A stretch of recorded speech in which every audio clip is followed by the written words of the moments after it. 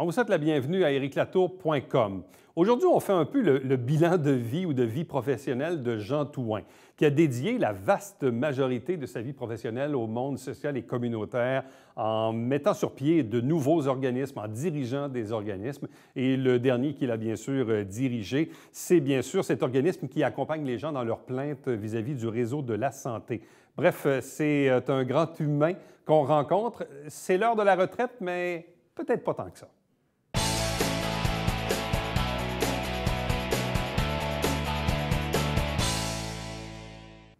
Il a œuvré dans le milieu social et communautaire pendant nombre d'années dans plusieurs organismes de la région. Est-ce que l'heure de la retraite a sonné? Est-ce qu'on peut dire de lui que sa carrière, finalement, a été principalement dédiée aux autres? Bref, on fait le tour de la question avec notre invité, Jean Thouin. Bonsoir et bienvenue. Bonsoir. Est-ce que l'heure de la retraite a sonné? Bien, pas vraiment. Bien, la retraite, pour ce que je fais là, oui. Là, il y a une autre personne qui va me remplacer. Mais non, des fois, bien, c'est la première fois que je prends ma retraite. Oui. Pas habitué. Des fois, il faut faire d'autres choses. Je parlais au restaurant, au Équipic, avec une enseignante de mathématiques. Je me disais, est-ce que je vais prendre ma retraite? Elle dit, vous savez, vous avez d'autres qualités à développer. Ah oui? Ah, c'est pas bête, ça. Alors, c'est là que je me suis dit, il faut planifier mon départ. Puis, c'est pas mauvais pour l'organisme où je suis, parce qu'il va arriver une autre personne avec d'autres talents. Puis, de toute manière, c'est une autre génération, hein, tu sais. Moi, je suis né après la guerre, comme on disait. Pas longtemps après? Quelques années après. On parle de la Deuxième Guerre mondiale, oui. Pas de la guerre. À ce moment-là, une autre génération, d'autres façons de faire, apporte d'autres choses. Ce qui fait que là, je profite pour quitter que ça va bien. Ouais. Un excellent conseil d'administration, une bonne équipe. On vient de mettre sur pied un nouveau programme, ça roule, c'est le bon temps. Bon, question de mettre en lumière pour les gens qui nous regardent. Donc, de 2003 jusqu'à aujourd'hui, vous étiez directeur général du Centre d'assistance et d'accompagnement aux plaintes Montérégie. Oui. Donc, c'est quand même, 2003 à aujourd'hui, c'est quand même une bonne période en soi. C'est ce qu'on appelle le CAP aussi, le CAP Montérégie. Donc, expliquez-nous un peu en quoi ça consistait comme organisation et comme travail.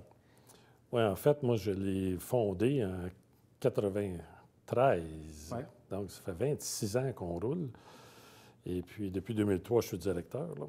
C'est quoi ça? C'est pour aider des gens qui veulent déposer une plainte officielle dans le réseau de la santé. C'est pas évident. Les gens ne savent pas s'ils ont droit. Est-ce que j'ai le droit de ça? Est-ce que c'est normal qu'ils m'aient dit ça? Puis les droits, c'est pas compliqué. Ils sont dans la loi, dans les premières pages. Tout le monde peut les lire. Mais ça devient un petit peu embêtant puis intimidant de faire une plainte. Bien, ça peut être une plainte contre quelqu'un, mais c'est souvent sur l'organisation des services. Alors, en 80, dans la loi de la réforme de la santé, la réforme Rochon, là, au début des années 90, ils ont écrit dans la loi, une personne peut déposer une plainte. Puis moi, j'avais été bénévole au comité des plaintes dans les années avant.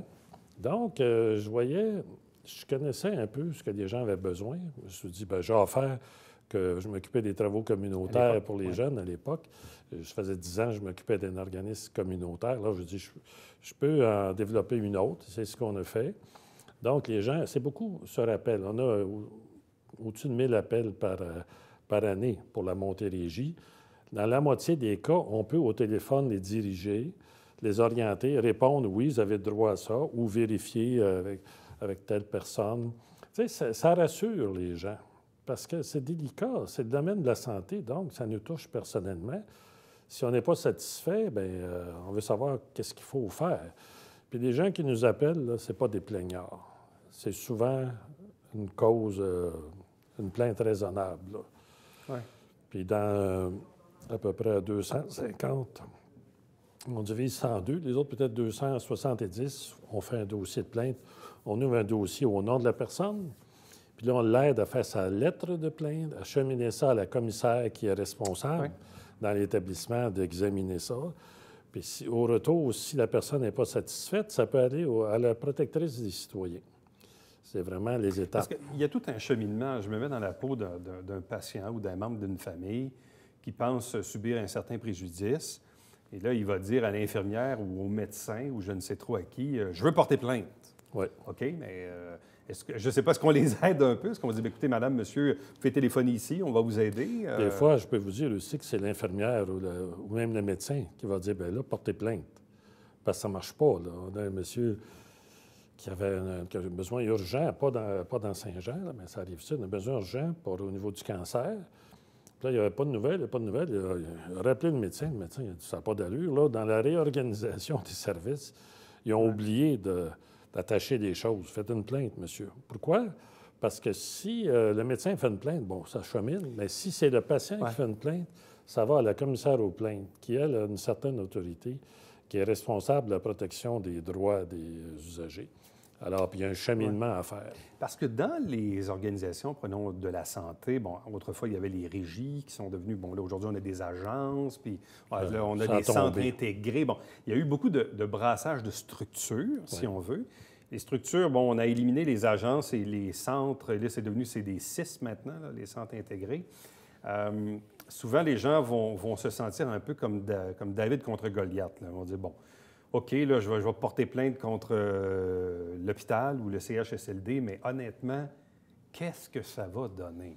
Est-ce que ça vaut la peine que je m'embarque là-dedans, puis au final, dans le fond, c'est le gros qui va avoir raison sur le petit? Hein? C'est souvent ce que les gens pensent à la base. Oui.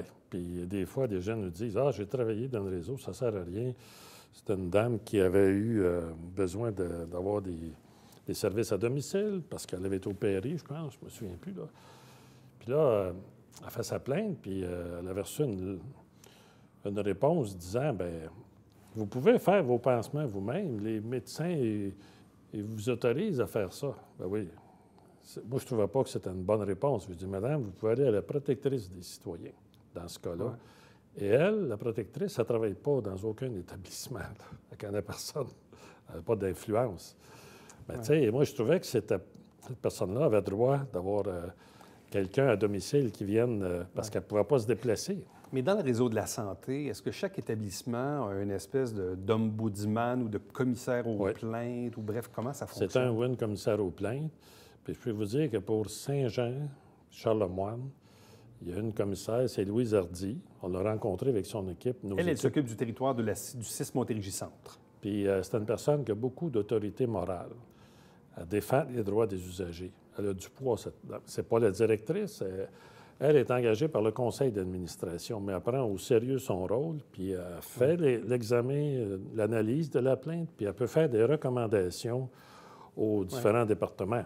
Puis ensuite de ça, il y a le comité de vigilance maintenant. Vous savez, ça s'est amélioré. Du temps que moi, j'ai parti ça en 1993 jusqu'à aujourd'hui, là, ils ont renforcé les mécanismes, ils ont donné plus d'indépendance aux commissaires. Avant, un commissaire, ça pouvait être le directeur du CLSC qui devait s'occuper de ça, mais maintenant, c'est vraiment indépendant, là. Indépendant. Mais quand vous dites justement que ces personnes-là ont une autorité morale, moi, j'ai été témoin d'un cas particulier. Non pas qu'il y avait eu des mauvais traitements, mais résumons, problème de communication à l'égard de l'état de santé d'un patient. Et dans ce cas précis-là, la médecin, ça fait 5-6 personnes étaient visées, dont le médecin. Mais le médecin a été très, très, très agacé par ça. Il disait, premièrement, c'est la première plainte à vie que j'ai. Donc, ça déstabilise un peu le professionnel qui se rend compte finalement que oui, exemple dans ce cas-ci, que la communication devait être améliorée entre les différents corps de métier qui entouraient le patient, M. X. Là. Bon. Donc, porter plainte, ça donne quelque chose. Ah oui. Ça change les choses. Parce que même les médecins, on les met sur un piédestal, tout le monde, là. Puis des fois, eux autres, quand ils ont une plainte, ils ne sont pas habitués. Hein? C'est comme les professeurs qui ne veulent pas être évalués. On n'a pas de raison de nous évaluer. On est des professionnels. Ah non. Tout le monde peut s'améliorer. Moi, j'ai une évaluation par mes patrons. Puis, tu sais, c'est normal. C'est comme ça. Puis, moi, j'avais une femme médecin qui est décédée par après. Puis, elle a dit oui. Elle a dit tout le monde peut avoir des commentaires. Puis, le but, c'est de s'améliorer. Puis, elle-même, à un moment donné, elle a dit hey, je pense que je vais appliquer pour être médecin examinateur. Les médecins examinateurs ont un rôle. Quand ça concerne un médecin, la plainte, là, les services qui ont été donnés ou l'attitude. Ouais. C'est un médecin examinateur. Puis ça de fait, je pense que c'était en 2000 ça a commencé, ça. Avant, c'était le responsable des plaintes, mais les médecins ne voulaient pas se faire dire quoi faire par n'importe qui. Puis là, le médecin examinateur va rencontrer, puis il va examiner. Puis c'est sûr que, d'une certaine manière, les médecins, ils ont des associations puis des assurances qui eux disent « dites pas ci, dites pas ça ». Mais ça, c'est le côté que tout le monde se défend. Oui, mais là, il reste le côté plus corporatiste. Oui, mais il reste qu'un médecin, c'est arrivé déjà une fois qu'on n'avait pas eu de résultat pour une plainte, 2 plaintes, mais la 3e plainte, puis c'était pas à Saint-Jean, c'était dans une autre région. Bien là, finalement, la médecin, elle a compris qu'il fallait qu'elle change un peu d'attitude. Ouais. Et souvent, les C'est gens, pas ils portent c'est pas plainte, méchant, ils portent plainte mais- pour avoir... En fait, on porte plainte pourquoi? Parce que pour obtenir justice, pour comprendre ce qui s'est passé, pour changer les choses, pas tant pour nous, mais pour le suivant. C'est un peu Ouais. ça, c'est un geste pour le suivant aussi. Là. C'est ça. Puis souvent, les médecins examinateurs nous disent, des fois, il n'y a pas eu une bonne communication. Puis la personne s'imagine des choses, puis là, le médecin n'a pas eu le temps. Tu sais, s'il y a eu, supposons, un décès à l'hôpital, là, la personne, la conjointe est tout à l'envers, puis elle n'a pas saisi. Puis des fois, ça prend... dans ce temps-là, il peut y avoir une plainte. Mais la plainte, finalement, ce qu'elle va faire, c'est qu'elle va permettre à la conjointe d'avoir toutes les explications. C'est beaucoup un manque de communication. Souvent, Oui. souvent. Parce que, bon, dans le cas d'un décès, on s'entend qu'on ne peut pas obtenir réparation. La personne est décédée. Mais si on porte plainte, c'est pour avoir des réponses et pour Oui. améliorer le service pour le suivant qui va être pris avec ça. Bien, c'est quoi la cause du décès? C'est compliqué. Des fois, une personne qui est déjà très malade. Mais par contre, des fois, les gens, comme vous disiez, ils sortent de l'hôpital et disent « Je veux faire une plainte parce que c'est pas normal puis je veux pas que d'autres subissent ça. » Ça, c'est très louable. D'autres fois, la personne veut avoir des soins qu'elle ne peut pas avoir. Puis là, normalement, il faut qu'on est supposé avoir ça. Des fois, c'est des choses spécialisées pour les enfants. Mais ça, elle peut faire une plainte pour obtenir les services. Et là, un centre d'assistance et d'accompagnement aux plaintes comme on avait ou comme on a ici encore en Montérégie, est-ce qu'il en existe d'autres au Québec? Est-ce que ça a fait des petits ailleurs? Autrement dit, est-ce qu'on était dans les premiers ou dans les précurseurs, disons, à mettre sur pied ce genre d'organisation pour accompagner les gens dans un processus de plainte? On était la première régie qui a appuyer un organisme communautaire pour faire ça, mais ça n'a pas été long. À l'intérieur d'un an, il y en a eu dans chacune des régions. Mais nous, le problème, c'est que Montérégie, c'est 3 régions dans une. En plus, oui, c'est très Ce grand. qui fait qu'on n'arrive pas à tout faire. Là. Mais étiez-vous supporté par le ministère de la Santé lui-même ou même ultimement financé également afin de supporter vos propres opérations? Oui, c'est une subvention qu'on reçoit. Et puis, mais dès le début, moi, j'ai dit au ministère, bon, je veux qu'on se réunisse tous les organismes qui ont été nommés. Là.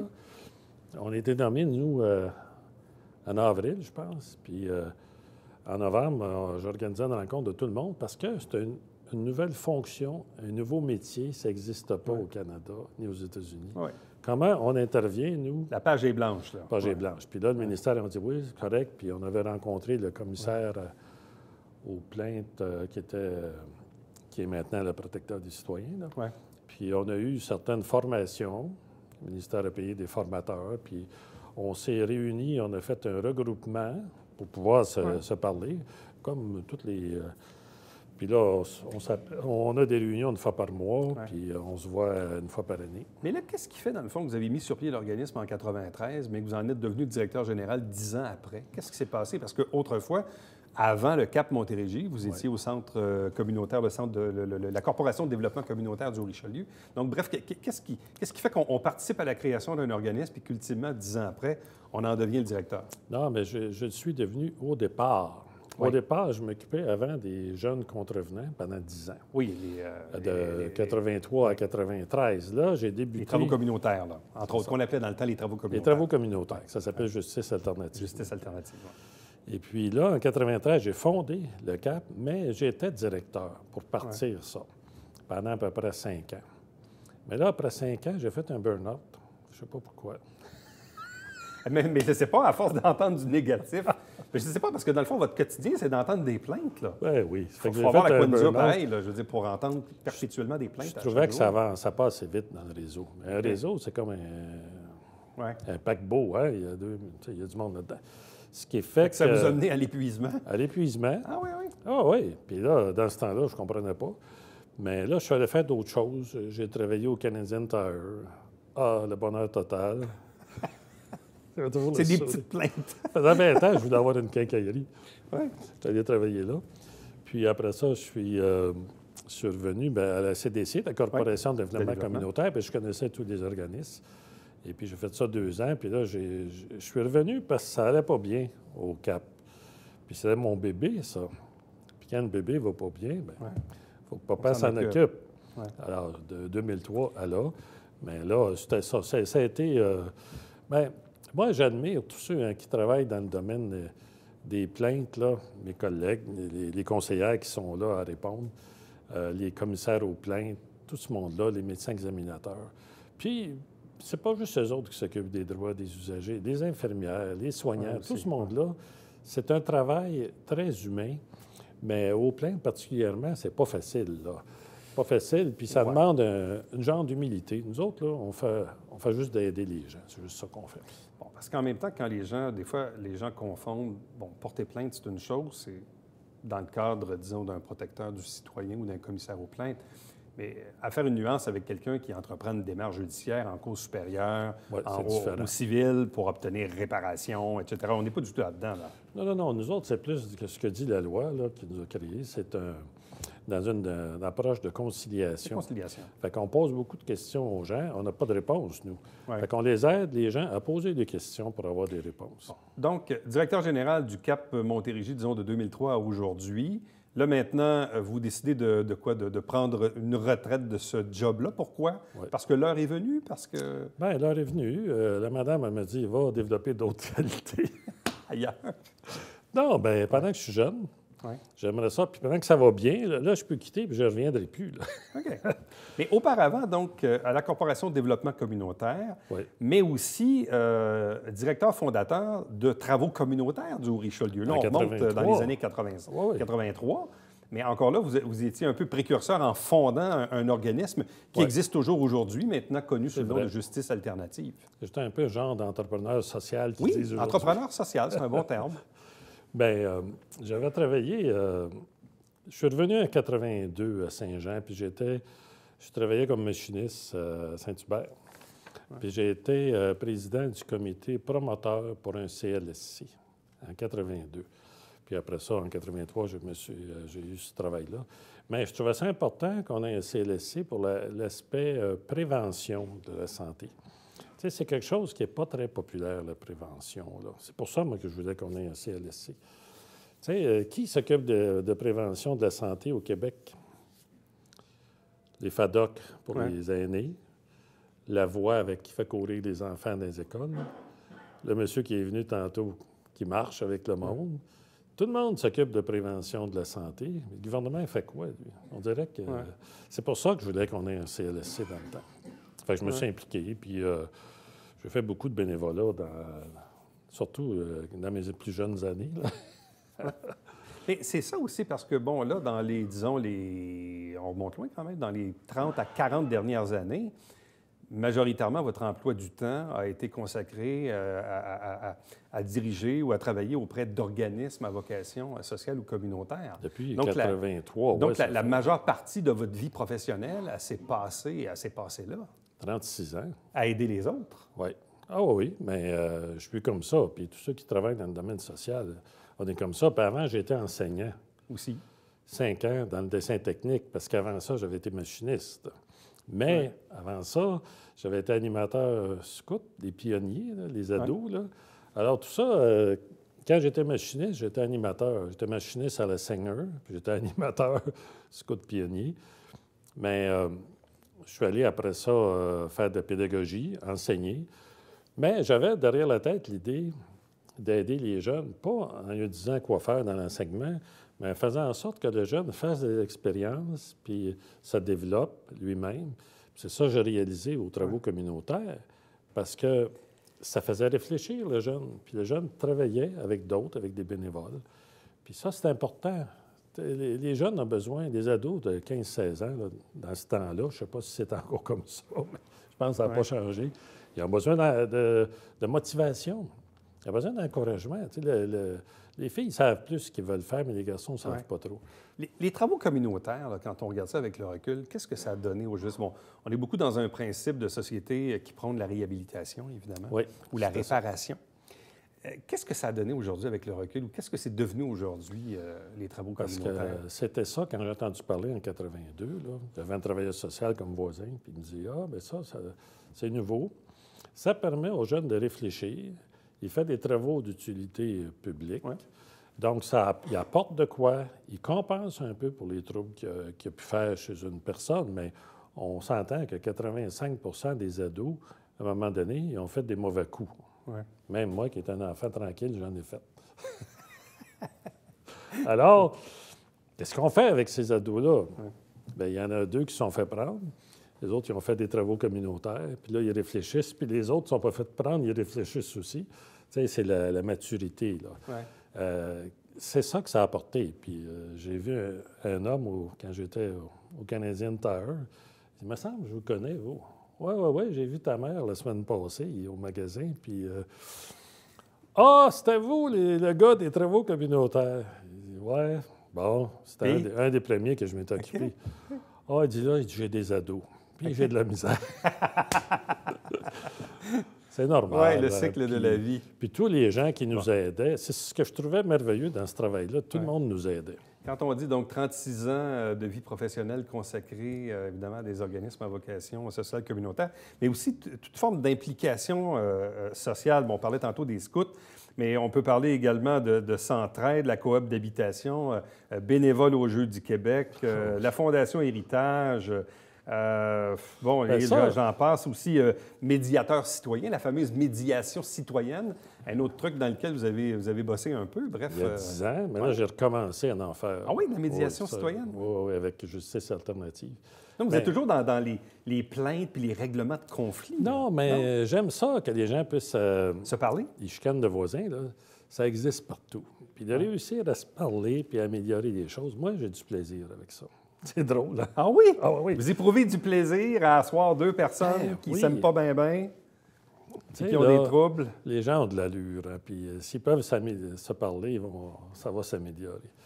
Bien, ce que je voudrais dire, tout ce que j'ai fait là-dedans, Fondation Héritage, c'est important. Je vais vous en donner un mot tantôt si on a le temps. La beauté.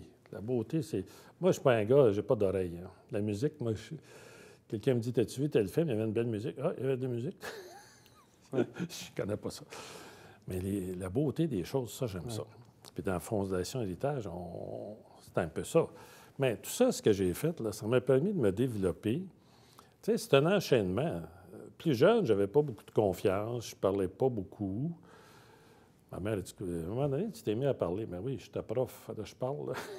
J'ai fait une campagne électorale, 35 jours. 35 jours en 35 ans, c'est pas beaucoup, mais ça m'a permis de me développer. Tout ça, là, puis je trouve que si j'ai un message à passer aux jeunes, les jeunes en bas de 50 ans, là... Je suis encore là-dedans. Merci. Faut pas se gêner, que ce soit dans du bénévolat ou dans n'importe quoi, dans le garage, dans le sous-sol, de faire des choses qu'on aime, puis d'aller voir des gens. Puis le bénévolat, c'est ça que ça m'a apporté. Moi, ça m'a permis de me développer. Tu sais, je comptais pas mes heures, pas d'enfants. Bon, envoie 3 réunions par semaine, c'était un minimum, c'est dans les années 80. Mais tout ça m'a permis d'apprendre à me débrouiller. Sinon, si je n'avais pas fait de bénévolat, je n'aurais pas fait tout ce travail-là. Je n'aurais pas eu de carrière sociale si je n'avais pas été bénévole. Je serais resté machiniste, puis j'aimais moins ça. Machiniste. Mais là, j'ai le goût de retourner machiniste. Ah oui? Ben oui. Ma prochaine job, là, j'ai même écrit mon énoncé de mission d'entreprise. J'ai écrit ça. C'est-à-dire? Oui, ce que je veux faire, c'est... Attendez un petit peu, j'ai ça, c'est un petit bout de papier, ça, là. Je vais vous le donner. Tu sais, les consultants disent, écrivez votre mission d'entreprise. J'ai écrit ça. Vous avez écrit ça sur un bout de papier? Cet été. Wow! Projet. Fabriqué dans la beauté avec des amis, en reconnaissance de la vie et pour aider des personnes. C'est ça que je veux faire. Wow. Et vous traînez ça dans votre portefeuille? Ben oui, parce qu'il faut que j'en parle à du monde si je veux me trouver des amis puis fabriquer des belles choses. C'est incroyable. Puis aider des personnes, mais ça, c'est moi, ça ne change pas. Si je m'en vais comme représentant, moi, ça va être pour rendre service aux gens. Tu sais, on est comme on est, hein? Je vais le reprendre. Oui, c'est bien. C'est précieux, ça. Donc, une retraite, mais une retraite, disons, qui risque d'être fort occupée. Ah ben oui, on va essayer de... que mon travail ne nuise pas à mes loisirs trop, là, bon. mais sinon... oh, et le métal, j'ai déjà un gars qui veut m'engager dans le métal. Là. Oui, bien, il y a une pénurie de main-d'œuvre, hein, donc... J'ai pas peur. Les vieilles mains, c'est toujours pratique. Bien, le métier de machiniste n'a pas changé. Oui. Oui, il y a des machines automatiques, mais chez Rainville, ils ont encore besoin de machinistes qui sont des vieux. Oui, merci beaucoup. Salutations. Ça fait plaisir. Reste avec nous. Au retour, on vous présente le Babillard quotidien.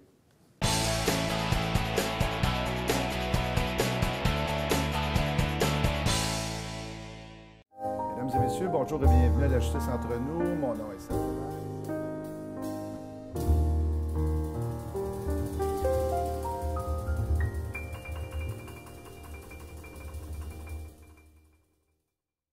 Salut, ici Alexandre Baudouin. Et François Trépanier. François, l'émission cette semaine est pas mal consacrée à ce qui se passe sur la patinoire. Oui, on parle de hockey des Forts de Chambly avec Marc-André Hull et on parle de patinage artistique avec Justine Brasseur. Et Laurent Duvernay-Tardif a gagné! Yes! Yes!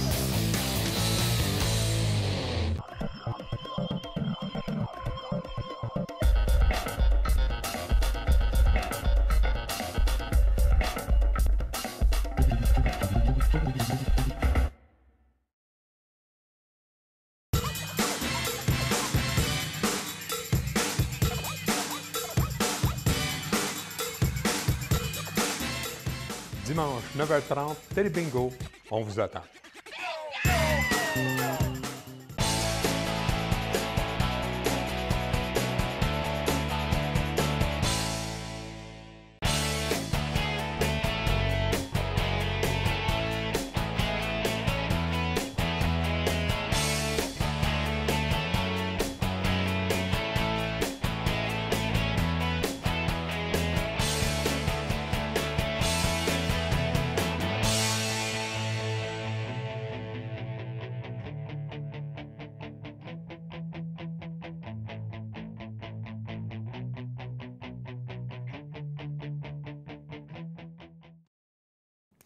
Si vous êtes habitué de fréquenter les 3 bibliothèques municipales à Saint-Jean-sur-Richelieu, bien, il y a une nouveauté. En fait, les heures d'ouverture sont maintenant élargies. On les a un peu bonifiées. Donc, il y a de nouvelles heures d'ouverture. Si ça vous intéresse, consultez bien sûr le site sjsr.ca/biblio. Prochain rendez-vous pour nous, c'est bien sûr demain. Bye bye.